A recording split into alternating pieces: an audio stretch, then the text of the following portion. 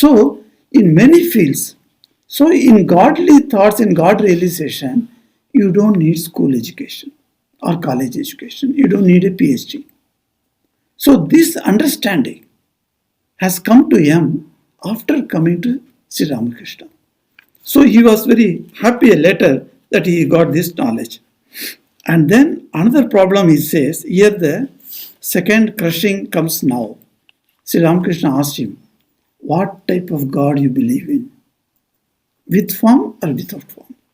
So again he is the English educated man and scientifically thinking man. So he says, both cannot coexist.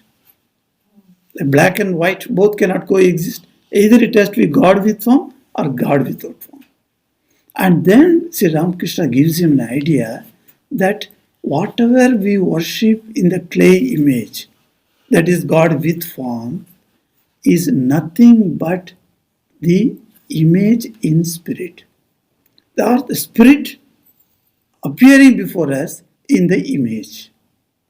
So the image, if you consider as a mere sculpted image, then we are making a wrong thing. What wrong thing we are making? What thought we are having? We are considering this as mere stone. But then we never pray to any image that, hey stone, please bless me this. Like that we never prayed. We never pray. We tell all they invoke a supreme God who is everywhere, who is all powerful, and that supreme God we invoke and we tell that God, oh God, please bless me. Like that we pray. So we never say that stone or picture, etc. Today we went to that Kerala Malayali puja on Ayyappa. They have kept an Ayyappa with 18 steps. So we sat there. Maharaj did for the children a short 5-minute, very cute meditation technique for the children. And I spoke a story about Ganesha to the children. And it was such a nice, it is the only picture they have kept. Do you think it is a picture of Ayyappa is sitting there? And there is a small vigraha of Ayyappa, a small image. And they were doing Abhishek, etc. and did the puja to that small idol. So that idol, if you see, think it is a mere idol. It is not so. In Vrindavan, one sadhu was there. So he was asked, how did you become a monk? So generally monk to monk, if they meet together, they ask this question, when did you become a monk? Or what made you to renounce the family life and come to the monk's life? This type of conversations happen. So one of our Swamis was in Vrindavan and he asked him. So that monk said, I have been a great devotee of Lord Krishna from childhood. But I never felt love for God. I knew that who was Krishna and what is life and what is his teaching in the Bhagavad Gita. All these things I came to know. And I studied medicine, I became a doctor.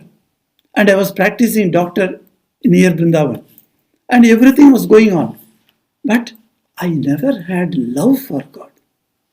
And when I learned that there is a love for God is something different from merely knowing about the deity, my life changed. I got transformed. Then he says, how did the transformation happen? For that he is told a small incident from his life. The incident is that one day he was sitting in his practice, he got a phone call. A lady on the other side, she says, my mother-in-law has a Krishna image. And my mother-in-law says, you must come and check the Krishna. She says, her Krishna is having high fever.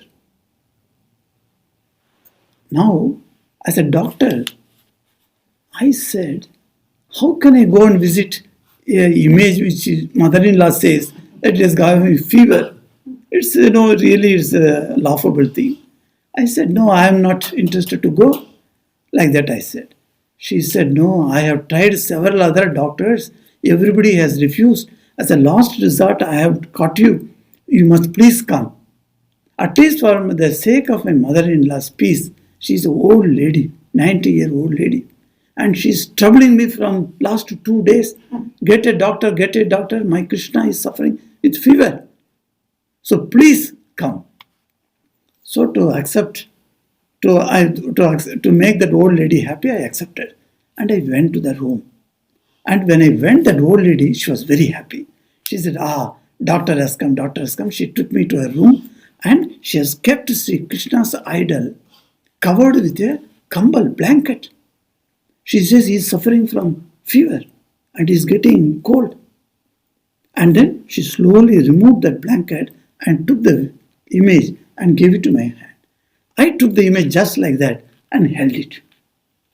And I thought, and then I started checking whether this image is a stone or it is a bronze or it is the aluminium. Like that, I started doing 1, 2, 3 like that I was doing. That lady got wild. She said, what are you doing? You are hurting my baby. I told you, where is your stethoscope? Why don't you see this stethoscope, my Krishna, like that? Then I took the stethoscope just to satisfy. I knew that this is an idol, nothing to worry. And when I put the stethoscope on Krishna's body, I was stunned. I could hear palpably the heartbeat in that image. I understood this old lady has developed so much love for Sri Krishna, and that all-pervading Sri Krishna, she, because of her love, brought into this image, and now that spirit is now living in this image. On that day, I left my profession. I came to become a monk. I said, this love, a lady who has got no education, nothing, and she has got so much love for Lord, and being so educated and being knowing about Krishna, I never had the love for God. So what is the use of leading this life? So I must find out where is my Krishna. So I came away. Like that, you see, the thing is that when we finish our gospel reading, we chant one mantra. You remember?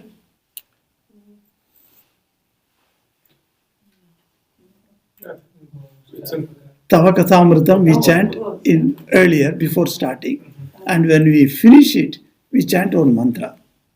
That mantra says that the Lord is taking the image for our sake. For our sake. And that because we love, and when we keep an image or a photo, and he comes and resides in that. So resides means his power. His power comes into that image. And then you see that, oh, what a wonderful thing it is. So likewise, but then when Yama understood that Sri Ramakrishna is telling why you should think as a clay, it is a spirit. When he said that, then it is a good idea. So he caught that idea. Then why don't you teach people who are all worshipping clay images? Then Sri Ramakrishna gets, irritated. So he says with displeasure, he said, what is that you Calcutta people always want to give lectures and lectures? In those days, lectures are a big thing. Brahma Samaj leader Keshav Sen, he used to give lectures, and it all would be advertised. Lecture means, thousands of people would go and hear the lectures. And Brahma Samaj leader was a great lecturer also. He was an orator. So oration was a great thing. And in Bengal, of course, all over India at that time, the oration was very much encouraged. And so people used to go and enjoy the oration. So, said, you want to give lectures only. What about you? Then Sri Ramakrishna tells him, get the love of God first. He's not telling him, you leave your duties to the world. Yes, do all your duties, but then the love of God should be generated within our heart. So this was the second crush that he had of his ego. And he says, then from there, he says, one beautiful idea Sri Ramakrishna gives here to all of us, that we want to teach people who are ignorant. If you think even wrongly, that is how much wrong. He says, Lord has created this universe and he has made the sun and moon, men and beasts, and all other beings. He has provided means for their sustenance. He has given children parents and endowed the parents with love to bring them up. If the parents do not have at all any mamata, the love, that my own child, if that feeling does not come in the parents, the children cannot be brought up. So to nourish the children, that feeling also he has given.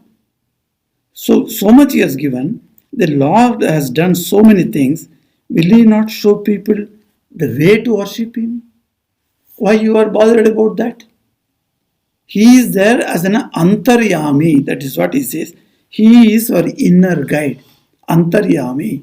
When he is residing inside, under everyone, so he is the best person to teach you. So this time, Yam felt his ego got completely crushed. And after that also, you see, that's why Yam has never said that me, I, etc. He never discloses. He only says money. Or sometimes he says Yam, that's what. And he says, he has spoken the truth. What need is there for me to teach others? So Yam is repenting now. So I had not properly done. Then also, another important reason for image worship, Sri Ramakrishna brings out here. You know the image worship incident in the life of Swami Vivekananda. When he went to that Alwar Maharaja says, I don't believe in God with form, etc. And he is telling before all his mantris. So his father's picture was there. So Swamiji tells the mantri, you get it down below. So it was brought and he's telling the mantri to spit on that. And the mantri gets upset. No, it is Raja's picture. How I can spit? Then he explains to the king, you see, you are not there. It is only a paper or a canvas over which a painting of your form has been written. So you are like, your picture is there. And that one, he is afraid because he thinks that you are sitting as if.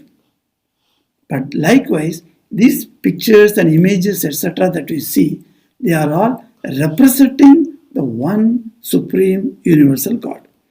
So, why we should worship those type also we should allow or we should accept. I may not properly follow that. I may believe God without form. But if there are people who want to believe God with form, they cannot be ridiculed. Rather, they should be allowed. What is the reason could be? That another reason he says. It's a very important reason. You were talking of worshipping the clay image. Even if the image is made of clay, that is very important. Is, that's why it is given in italics.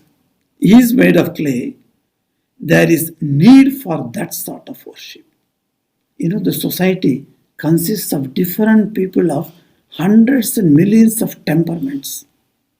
If we are there in a place, suppose 200 people are sitting, 200 people will have 200 types of temperaments. In a place like 10 people are sitting, 10 people have different types of temperament. So, he says, God himself has provided different forms of worship. He is the Lord of the universe and he has arranged all these forms. For what purpose? To suit different men in different stages of knowledge. This is a very, very important concept in Vedanta. That's why Vedanta is considered as all-inclusive. Never deny a person who worships God, divinity in a stone.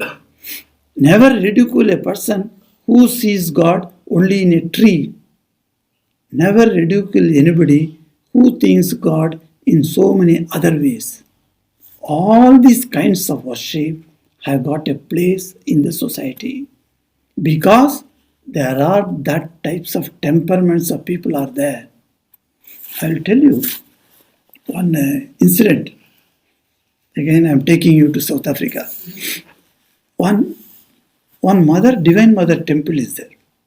There every year they used to have a very big festival of Mother, and at that time the bali used to be given. So the goat bali is there. So they would bring the goat bali and then they give. Bali means sacrifice. So you give that goat, you cut it and then offer it to Mother, and as a prasad, then you cook it and then distribute to all the people. All the people will eat. Okay, it's being done. So once I was invited, so I went to the temple. After my worship of the Mother, then I came out, and there were few people who were with me during my visit, and they all were looking, and they said, and they came there, and one gentleman who was a journalist, who was with me, he has some progressive religious ideas. That is what he introduced me. He said, I am progressive in religious ideas. He said, okay, progressive means whatever may be, whatever stage he may be, I took it. Because there are so many stages are there in spiritual life. So he may be in one high state, like that I thought. Then he asked, Swamiji, as monk, it is a duty to inform the people that not to continue this bali. This should be stopped. Only in the temple is done. It's not that done everywhere, in all the temples. Only in the temple it is done, and once in a year it is done. I asked him, you are upset because the goats are cut? Overwhelmed with the love for the animals, you see. You may be animal veterans, so you may have the love for the animals. Do you say this thing or some other reason? He said, no, I think it is very primitive way of worship. This should not be continued anymore. Of course, I am very pity. I take pity for the animals also, and the animals should not be. Then I asked him two questions to you. One question, suppose this, forget about this bali once in a year that is being done here. Every day, people who relish non-vegetarian food, are they not cutting these goats and eating? Do you go to those hotels and preach to those people that you should stop eating? If you are very fond of the animals, are you doing that?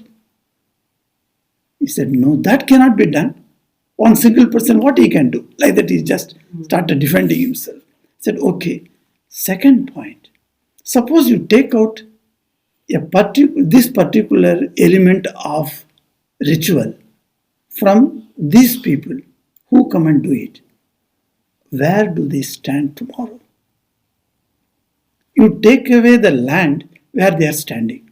Then these people of that temperament, of that mental attitude, of level of life they are leading, for them this is necessary. That's why they are doing. I have seen many families of our devotees, when they come to the Ramakrishna center and they become ashram devotees, they come and ask me, Swamiji, my father used to do bali, but I don't want to do.